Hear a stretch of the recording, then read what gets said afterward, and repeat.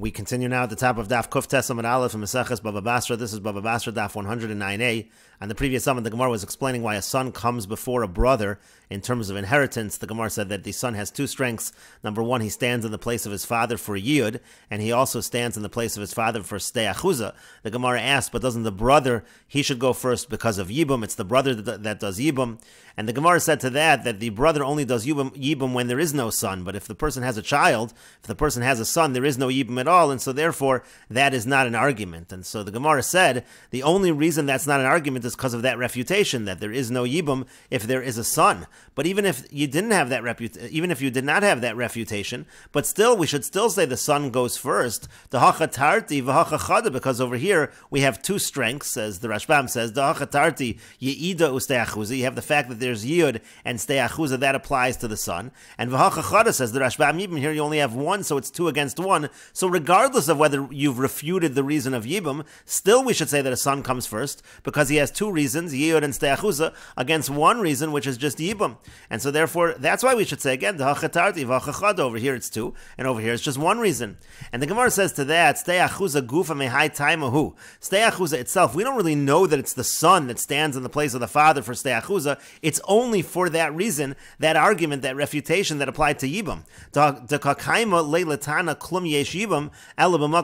Because the Tana says, this is based on the Gemara Nerchen. The Gemara Nerchen says that there's only Yibum when there's no son. Hayesh ben ein Yibum, but if there is a son, then there is no Yibum. And that's the whole reason why we say that Stei Achuza applies to the ben and not to the ach. And so therefore you can't really say it's 2 against 1 without that refutation of Yibum. As the Rashbam here says, Umashani mishum de Stei Achuza gufa. And the Gemara's answer is that even Stei Achuza, which we're saying is a strength that the son has, lo kaimalam b'Meseches erchen sheyehi ben b'makom ha'av tzvei me'achiv. We don't know in Meseches erchen that the son comes before the brother in terms of standing in the place of the father for Stei Achuza. Ella mehach pircha. It's only because of that refutation. The Parchinan Hasam, because the Gemara over there asks klum yeshibim etc. It says klum yeshibim, and that's why it's necessary to have that refutation in order to say that a son comes before the brother. And the Gemara continues. Why don't we say that the word she'ero refers to the father? And that would teach that the father comes before the daughter. On the previous Amid, we said it teaches that the father comes before the brothers. Why not say it's that the father comes before the daughter? And I might think that the father even comes before the son. Talmud Lomer Hakarov, again the pasuk says Hakarov, Karov Kodem. We learn from Hakarov that the closer relative comes first, which refers to the son. In any case, the Gemara is saying, why don't we learn out that the father comes before the daughter, which is not true. The halacha actually is that the son inherits, and if there's no son, then the inheritance goes to the daughters.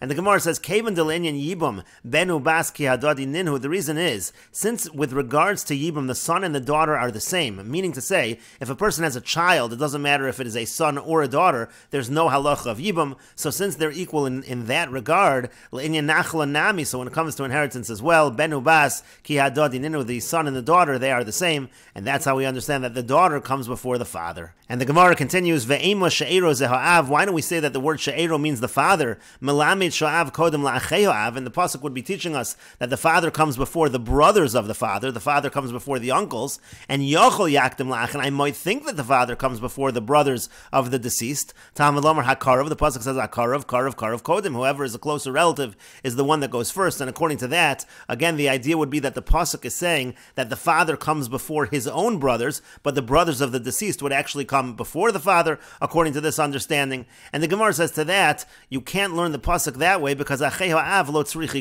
because the brothers of the father, you wouldn't need a pasuk to say that the father comes before the brothers of the father. That wouldn't even need a pasuk, because because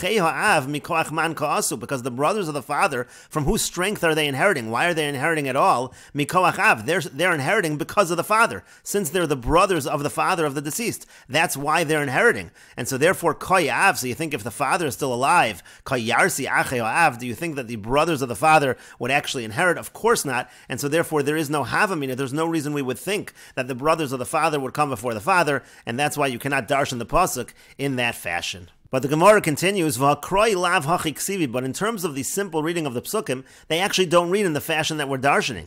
Because in the pasuk it's written, "Vim ein achim liaviv." If there are no brothers for the father, and we'll take a look at the full pasuk. The pasuk actually reads, "Vim ein achim liaviv." If there are no brothers for the father, unesatem es nachaloso l'she'ero hakarov elav mimishpachto v'yarashosa. So then you give the inheritance l'she'ero. And again, we're saying over here that she'ero refers to the father. So if you're just reading the simple pasuk, the brothers of the father actually seem to come before the father. That's the question of the Gemara, and the Gemara answers to that. Kroi shelo kesidron ksivi. According to this Tana, you have to say that the psukim are not written in the proper order, even though it seems to say she'era, which is the father after the brothers of the father. The father, of course, comes before his own brothers. And the Gemara continues, V'hai Tana Maisi Lamayacha. The following Tana, in the Brisa we are about to quote, learns out the idea that the father comes before the brothers of the deceased from a different source. The Tanya, as we learned in a Brisa, as a Zu Darash Rabbi Yishmael Rabbi Yossi, the following drasha was made by Rabbi Yishmael Rabbi Yossi, Ish ki yamus uvein ein lo. It says in the pasuk, a person dies and he does not have a son, and the pasuk uses the language of V'ha'avartem, that you pass. V'ha'avartem es nachaloso lebito,